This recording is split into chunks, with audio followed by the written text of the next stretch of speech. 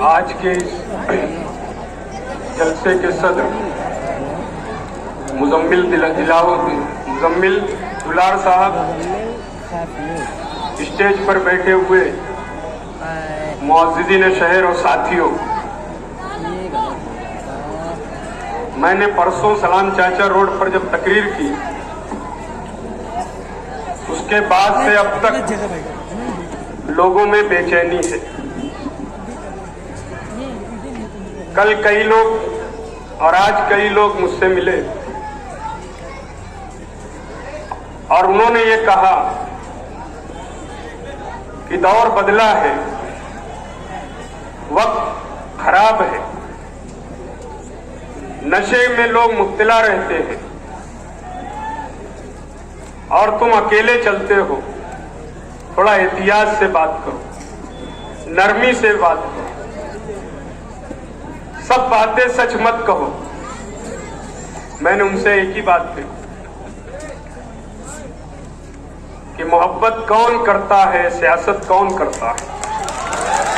मोहब्बत कौन करता है, सियासत कौन करता है, मुझे मालूम है मेरी हिफाजत कौन करता है।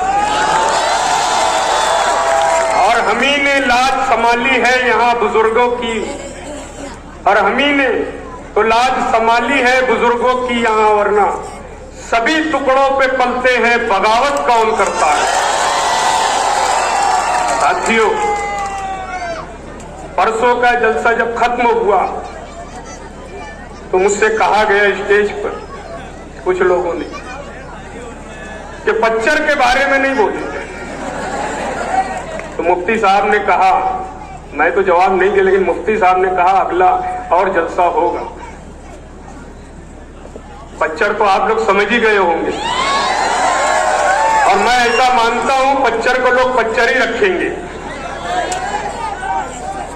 इस हिस्से में मैं ऐसा समझता हूं 15 रोज कबल यहां उनका भी जलसा हुआ था, यहीं पर उनका स्टेज बनने वाला था, लेकिन मैंने पुलिस से कहा, आजाद नगर पीआई से कहा कि हमारा जुलूस उस रास्ते से जाता है, वहां पर दिक्कतें आएंगी, और चूंकि जुलूस एक रिवायती है इसलिए उनको यहां परमिशन नहीं मिलना चाहिए। पुलिस ने हमारी बात को माना और उनको कोई गली में आगे दे दिया। भाई हमारे अपने दरमियान कायदो सालार हजरत मौलाना मुफ्ती मोहम्मद इस्माइल कासमी साहब की आमद हो रही है, जोरदार तालियों के दरमियान। नारे तकबीर, नारे तकबीर, तेरा मेरा क्या रिश्ता।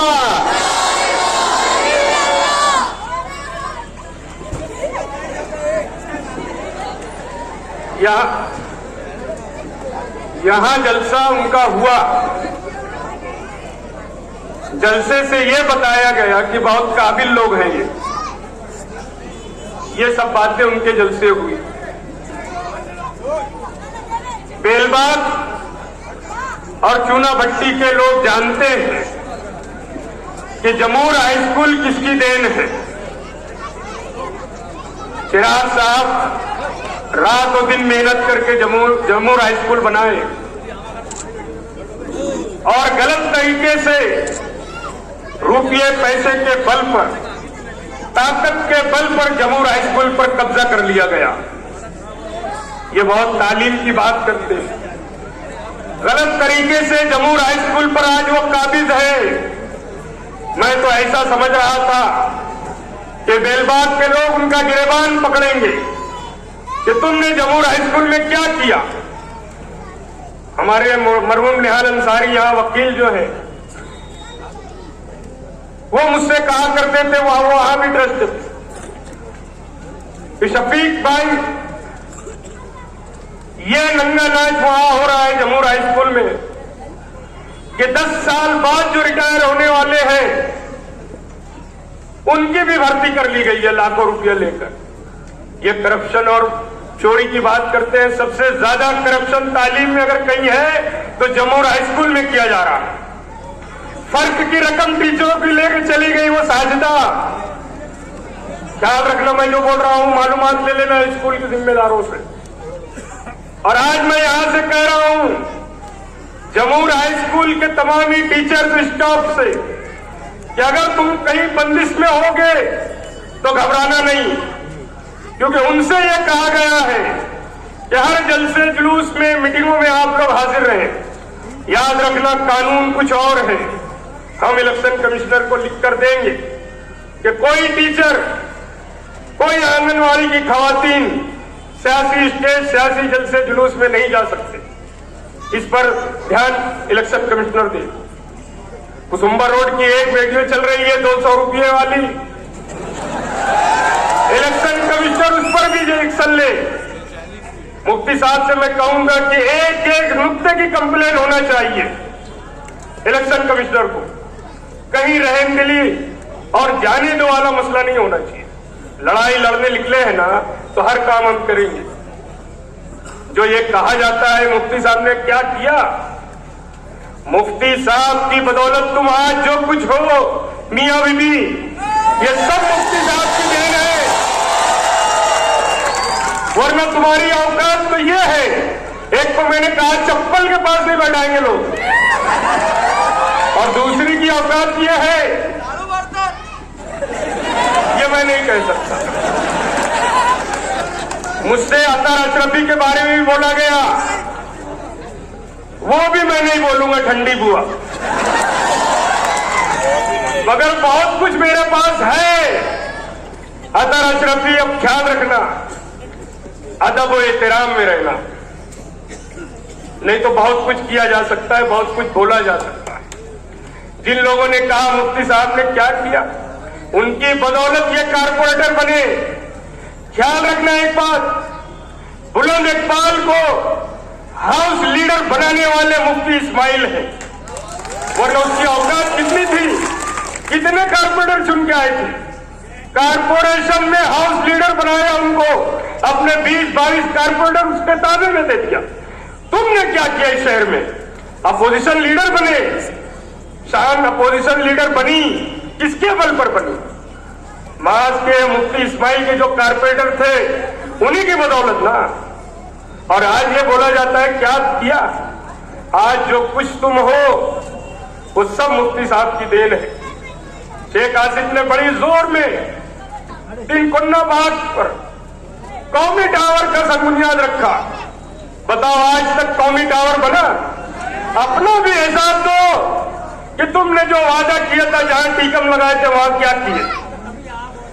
नए फारहान हॉस्पिटल के आगे बस्ती में जॉगिंग ट्रैक का 60 लाख का फंड मंजूर किया, वहां भी टीकम लगाया गया, क्या हुआ ये बताओ। शब्बीर सेठ की बनाए हुए शहीदों की यादगार जो तोड़ डाली गई इसके मेयरशिप में, और वहां पर उल्टी बंदूक लगा दी गई। आज तक उस उल्टी बंदूक का भी कोई रिजल्ट सामने नहीं आया। शहीदों की यादगार को खत्म किया गया, शब्बीर सेठ की निशानी को खत्म किया गया। क्या ये महल्ले के लोग शब्बीर सेठ की जो बनाई हुई इमारत का बदला लेंगे इस साल? मैं ऐसा मानता हूं कि 2004 में हमारा स्टेज लगा यही अशरफिया चौक में जनता दल का।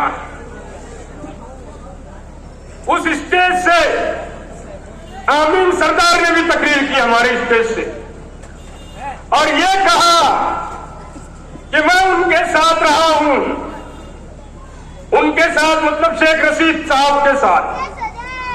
मैंने परसों कहा था मैं भी 10 साल रहा हूं। आमीन सरदार ने अशरफिया चौक पर जनता दल की स्टेज से कहा, अगर वो सुनता होगा तो सुन ले। आमीन सरदार ने यह कहा था कि अगर मैं यहां आज बयान कर दूं बिरादरीवाद पर तो दखनी मोमिन फसाद हो जाएगा। यह जुमला था आमीन सरदार का। और आज उन्हीं के साथ फॉर्म भरने दिखने लगे। कम से कम कुछ कहे हो तो उस पर अमल तो करो। लोगों को क्यों बहका रहे हो? ये सब जो बातें हो रही है इस शहर में, बड़ी तेजी से चला 40-35, यकीन मानना, मैं बखुदा कह रहा हूं कि राष्ट्रवादी कांग्रेस पार्टी का जनरल सेक्रेटरी होने के बावजूद भी मैंने राष्ट्रवादी भवन की एक पैतरी नहीं चढ़ी। और इसलिए नहीं चढ़ी कि मैं बुनकर हूं और बुनकरों के बारे में जो सोच है, जो उनका काम करने का तरीका है, मुझको मालूम है। साइजिंग के मामला में बड़ी बात की जाती है कि हमने किया, वो भी मुझको मालूम है। अगर साइजिंग के मामला में तुमने कुछ किया तो रुपया पैसा भी कमाया, ये भी ख्याल रख। दो आजूद माजूद है उनके पास, एक असलम नाम का, एक बेग नाम का। ये क्या करते हैं मुझको मालूम है। कारपोरेशन में ये सराज चौक के लोग, चूना भट्टी के लोग, मौलाना हनीफ मिल्ली साहब के मानने वाले लोग, एक समझदार तबका, शहर का बहुत बड़ा समझदार तबका यहां रहता। जरूरत आज अच्छाई और बुराई की है। इस शहर में बुराई बढ़ती जा रही है। शेख रशीद साहब जब पहली बार एमएलए बने तो आप यकीन मानना, शहर के उन लोगों को इकट्ठा किया गया जो पावर लूम में मजदूरी किया करते थे। उन लोगों से कहा गया कि आप लूम चलाने मत जाओ, छोटा मोटा कारोबार करो। अगर पैसा नहीं है तो हमसे पैसा ले जाओ, लेकिन लूम मत चलाओ। ये एक साजिश थी। मैं बहुत खुल के नहीं बोलना चाहता, लेकिन ये समझो कि किस तरह अलग अलग जाविये से अलग अलग वक्त में पावर लूम वालों को तकलीफ देने का काम किया गया। ये समझने की बात है। नशे की जो बातें हैं, आज मैं ऐसा समझता हूं कि पक्के इलाकों में भी नौजवान नशा करने लग गया है। ये किसकी देन है? इस शहर में बुराई जो बढ़ी, जो बुरे काम हुए, वो किस लीडर की शय पर हुए? मुफ्ती साहब को यह कहा जाता है इन्होंने कुछ नहीं किया। मान लिया जाए अगर इन्होंने कुछ नहीं किया, तो तुमने भी तो 78,000 वोट पाई थी। तुमने क्या किया? जो बोला जाता है मैं मुसलमानों के हक में बात करूंगा, 78,000 वोट पाने वाला शेख आसिफ हुजूर पाक की शान में गुस्ताखी करने वालों के खिलाफ एक एफआईआर नहीं कर सका। वो आगे क्या करेगा? मैं ऐसा समझता हूं कि जमहूरियत में सर गिने जाते हैं। एमएलए और एमपी होना जरूरी नहीं है आंदोलन करने के लिए। अवामी ताकत ही हर मसले का हल है। और अगर अवामी ताकत इकट्ठा रही तो मैं मुफ्ती साहब के साथ आज इसलिए खड़ा हूं कि मुफ्ती साहब ने कोई बुराई नहीं की इस शहर में। मुफ्ती साहब ने कोई ऐसा काम नहीं किया कि इस शहर में गुंडागर्दी बढ़े, पावर लूम सनत वालों को कहीं कोई तकलीफ नहीं आई। अगर वो ये सब नहीं किए, इसीलिए मैं इनके साथ खड़ा हूं। और मैं ये कहता हूं कि मैंने मुफ्ती साहब से जब बात की, मैंने जानबूझकर शेख कलीम दिलावर साहब के मकान में उनसे बात की, क्योंकि ये माहौल न बने कि देखो एक बिरादरी के लोग इकट्ठा हो रहे हैं। मैं अगर मुफ्ती साहब के साथ आया हूं तो शेख कलीम दिलावर के मार्फत आया। और मैंने उनसे कहा है कि मुफ्ती साहब, मैंने आप सामने बैठे हैं, बखुदा मैं ये कह रहा हूं, मैंने कोई रुपये पैसे की बात नहीं, मैंने किसी एक बात पर भी उनसे वादा नहीं कराया, क्योंकि अल्लाह ने मुझको जो सलाहियत दी है मैं उस पर काम करता हूं। मैंने मुफ्ती साहब से यह कहा कि आप कहीं भी हमको नजरअंदाज नहीं करोगे। दूसरा ऐसा है कि हम जो कुछ करेंगे, हम कुछ निहाली इकट्ठा हो रहे हैं, वो जो निहाली है वो हलाली है, वो सारे इकट्ठा हो रहे हैं। आपके पास अगर कोई सियासी टीम वर्क नहीं होगा तो हम आपके साथ चलेंगे और हम वो रास्ता बताएंगे इस शहर में आंदोलन करने का। और मैं मानता हूं सरकार झुकती है, झुकाने वाला चाहिए। हम मुफ्ती इस्माइल को साथ लेकर इस शहर में वो आंदोलन अब करेंगे जो तारीख निहाल साहब की रही है, उसको दोहराएंगे। वक्त की कमी है और मुकर्रिरीन ज्यादा है।